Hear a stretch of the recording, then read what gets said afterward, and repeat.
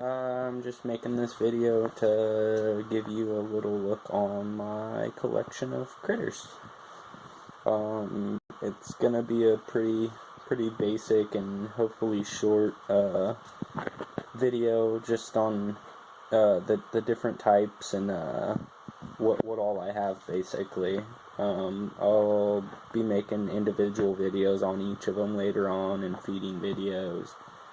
And of course, I have a dubia colony update coming out soon. I kind of did some work to my dubia box that I have outdoors, and yeah, I'll let you guys know what's happening.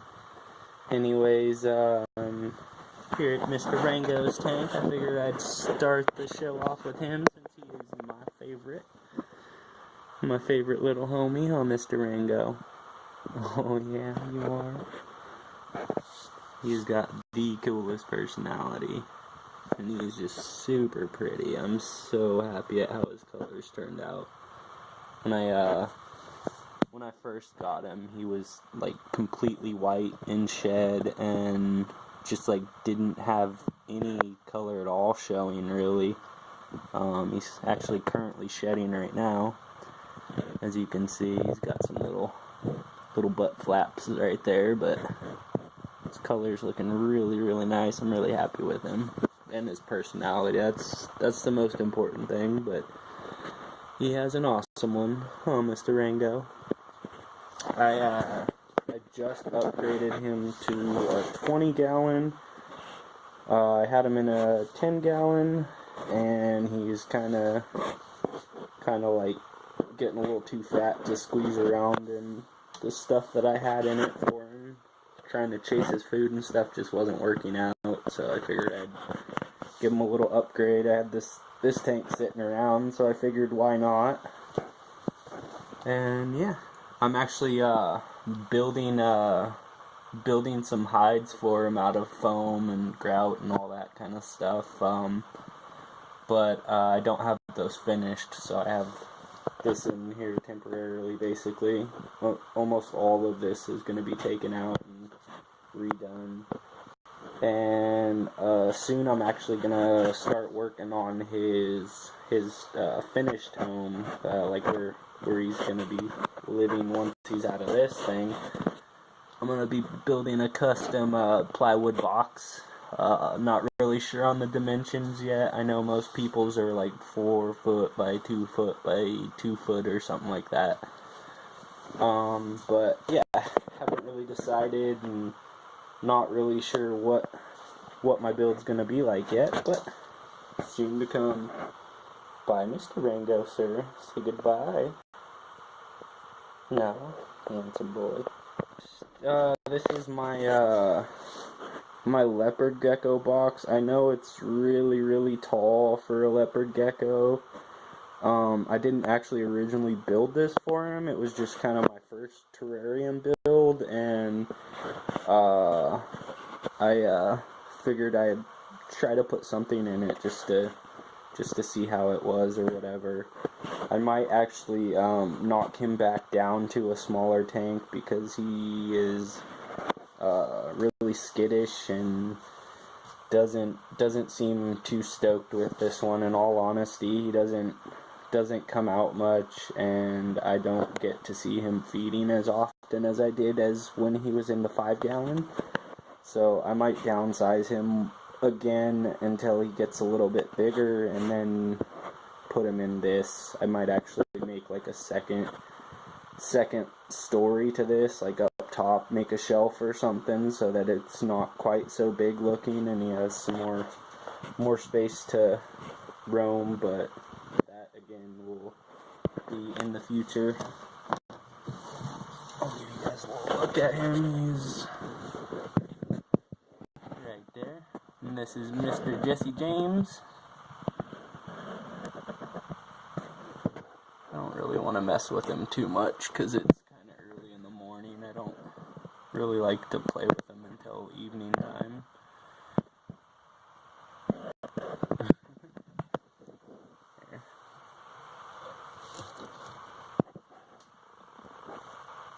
Yeah, I'm just gonna leave him alone. I'll I think I have some pictures of him. I'll post some pictures after this little clip of him, so that you guys can actually see his colors and what he looks like. But yeah, I got his warm hide. His heater's under the tank on this side. That's just kind of a neutral hide. He doesn't really use it. And then I have this water dish slash hide that I actually, I put plexiglass underneath it and filled it with cocoa fiber that I wet down, so he has a wet hide for whenever he's shedding and or just whenever he feels like going in the cool side, because he actually chills in there quite a bit. And yeah, that is Mr. Jesse James. There's his calcium, and I actually have a smaller water dish right here because this one's kind of huge, and I've never seen him actually using it after I put it in there. So I didn't want him to drown and or not be drinking, so I put this smaller one in there so he has easier access. I just kind of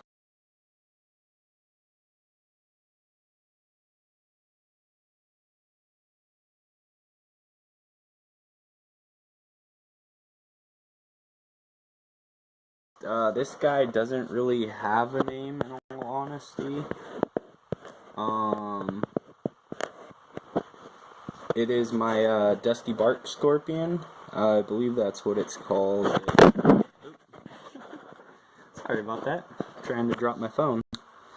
I'm pretty sure it has quite a few different nicknames. I'm so horrible at all the actual names on these guys. I wouldn't even begin to know where to pronounce or how to pronounce half of them. But yeah, from what I've been told, the most common name is Dusty Bark Scorpion, or Florida Bark Scorpion, or quite a few other random nicknames that involve bark and scorpion. Anyways, I have this in a, I'm not honestly sure what size tank this is. I know it's smaller than a 5. I'm pretty sure that's a 10. So it's like maybe a 2.5. I'm not honestly sure. It's really tiny. Anyways, I have that on Jesse James tank. I have this turned over piece of bark that I found was like perfectly shaped, and I kind of made his little hide here. He's got a tiny entrance right there. He had a big one right here, and he actually he buried it. Oh, I'm sorry, I just burped. He buried it. He like dug the cocoa fiber out and buried the small hole, so there's just this like slit in the side here, and he doesn't honestly come out too much. This is a mix of mostly cocoa fiber. It's got some sand in it. And yes, that is a fake cactus, obviously. And yeah, anyways, here he is. Oh, sorry guys. I'm gonna actually turn the... There we go. I'm sorry guys. The position he's in, it's kind of really hard to see him right now, honestly.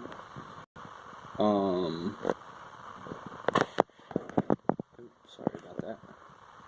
But yeah, he is pretty cool. Some super small pinchers and a chubby little tail. I actually have a molt of him. He just molted recently for the first time, so I was pretty happy with that. And he got quite a bit fatter afterwards. His uneaten prey. I need to take the crickets out of there, honestly. He doesn't eat too much, and I tried to overfeed him one day, and they've kind of just been sitting in there for the past few days. So, yeah. But yeah, it's a cool little dude.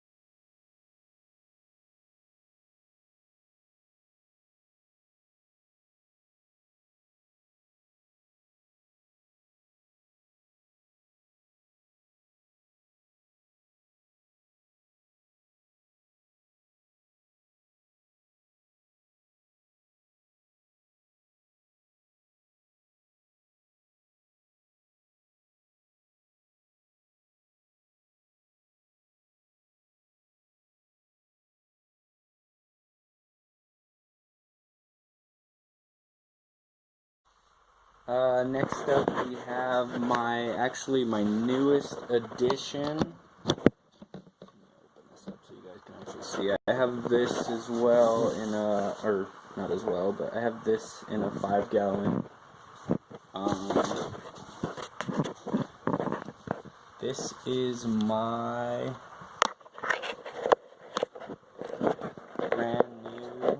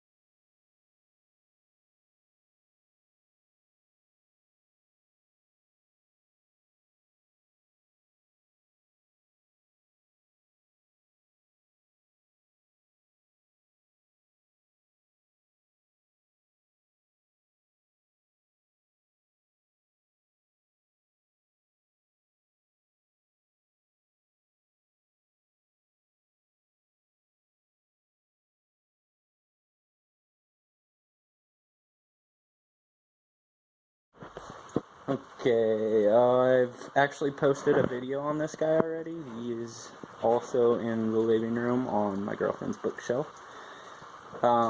This is my... Oh, and he's actually needing more water. He keeps webbing the water dish, and all his water keeps draining down into the cocoa fiber for some reason. Again, I don't know if he's doing this to drink the water from his burrow or if it's accidental or what, but it's kind of annoying. I have to keep wiping down the water dish and filling it, and he keeps rewebbing it and draining out the water. Anyways, this is my Calistoga spider, you guys. He is one of my favorite spiders that I own anyways. He is a burrower, so I have made him this nice little burrow. But, yeah. This is also another one in a 5-gallon. I didn't really see putting him in anything bigger because he is... There you are. Because he is quite small. He's really pretty, but super small. Oh, might actually get to see him come out, which it looks like we are. Anyways, yeah, he is one of my favorites. He is a savage to watch eat. I will, of course, in the future be trying to get some feeding videos of him, although he gets really skittish when I have the lights on around him. As you can see, he's actually trying to run up out of his hide right now because I'm flashing the light on him. But yeah, I will definitely be trying to get feeding videos on all my animals. I think actually the one that I've witnessed feeding the least are my green snakes. They don't really like to eat in front of people. They try to act like leaves and sway with the wind when people are around and or looking at them. So they're, yeah, I don't know. It's kind of deer in a headlight syndrome. They see a person and they stop doing whatever they're doing. I've only actually seen them personally since I've gotten them. I've had them 2 or 3 months and I've only seen them eat twice. The crickets disappear. I put crickets in there for them all the time, and they do disappear, so I mean they're definitely eating, and I mean poop appears, so they're definitely eating, but it is rare to witness. Yeah, Calistoga spider, you guys. Super, super pretty.